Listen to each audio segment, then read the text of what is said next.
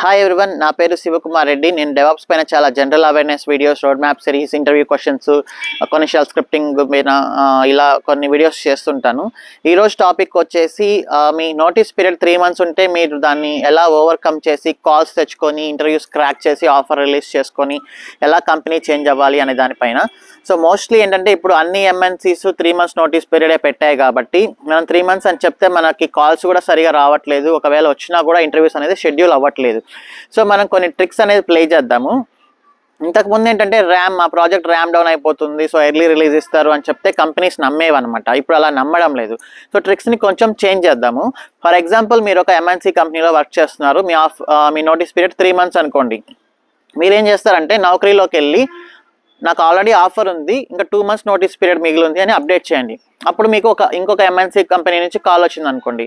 మీరేం చెప్తారంటే నాకు ఆఫర్ వచ్చేసి స్టార్టప్ కంపెనీ నుంచి ఉంది, సో ఇప్పుడున్న సిచ్యువేషన్లో స్టార్టప్ కంపెనీకి వెళ్ళడం నాకు అంత సేఫ్ అనిపించట్లేదు, సో నేను ఎంఎన్సీ కోసమే చూస్తున్నాను అని చెప్పారనుకోండి. ఓకే, అప్పుడు మిమ్మల్ని కన్సిడర్ చేస్తారు. మీకు ఇక 2 months కదా నోటీస్ ఉండేది, మీ ప్రాసెస్ అంతా కంప్లీట్ అవ్వడానికి ఎలాగో 1 month పడుతుంది, తర్వాత మీరు 1 monthలో జాయిన్ అయిపోతారు అనే ఉద్దేశంతో వాళ్ళు మీకు కాల్ షెడ్యూల్ చేస్తారు. ఆ ఇంటర్వ్యూ ప్రాసెస్ అవుతుంది. మీకు ఆఫర్ రిలీజ్ అయింది అనుకోండి.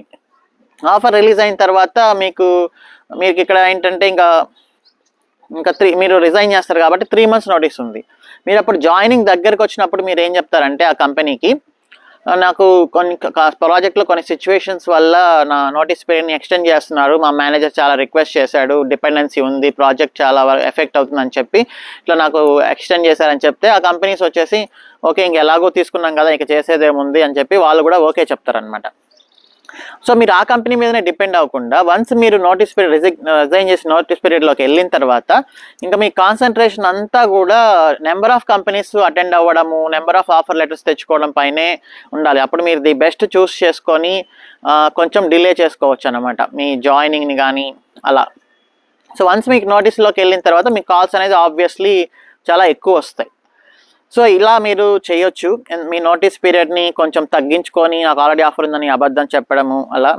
దాని తర్వాత ఇంకోటి ఏంటంటే మీరు ఆఫర్ ఉంది అని చెప్పకుండా మీరు డైరెక్ట్గా నోటీస్ పీరియడ్లోకి వెళ్ళిపోవచ్చు. కొన్ని కంపెనీస్ ఏంటంటే మీ లాస్ట్ డే కూడా మీ రిజిగ్నేషన్ని బ్యాక్ తీసుకొని మీరు కంటిన్యూ అయ్యేలాగా కొన్ని కంపెనీస్లో ఛాన్స్ ఉంటుంది. ఆ ఛాన్స్ మీకుంటే మీరు డైరెక్ట్గా రిజైన్ చేసేసి ఇక ఫుల్ ఫ్లెడ్జ్డ్గా మీరు సర్చింగ్ మీదనే ఉండొచ్చు. లాస్ట్ 2 monthsలో మీకు ఎక్కువ కాల్స్ అనేది వస్తాయన్నమాట.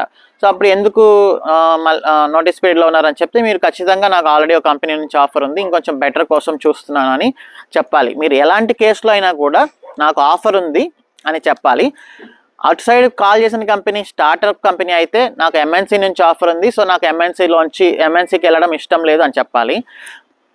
అటు సైడ్ కాల్ చేసిన కంపెనీ ఎంఎన్సీ అయితే మీరేం చేయాలంటే నాకు స్టార్టప్ కంపెనీ నుంచి ఆఫర్ ఉంది, స్టార్టప్లోకి వెళ్ళడం నాకు అంత సేఫ్ అనిపించట్లేదు అని ఇలా ఆపోజిట్గా మీరు ట్రిక్ చేసి చెప్పాలన్నమాట. అప్పుడు మీకు కాల్స్ అనేది పెరుగుతూ వచ్చి లాస్ట్ 1 monthలో మీకు కాల్స్ అనేది ఒక సునామీ లాగా వచ్చి పడతాయి.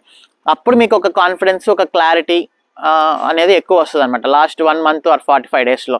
సో కొంచెం ఈ రిస్క్ అనేది తీసుకోవాలి. ఇది 100% సక్సెస్ రేట్ అని చెప్పను, 90% సక్సెస్, 10% రిస్క్ అయితే ఉంది.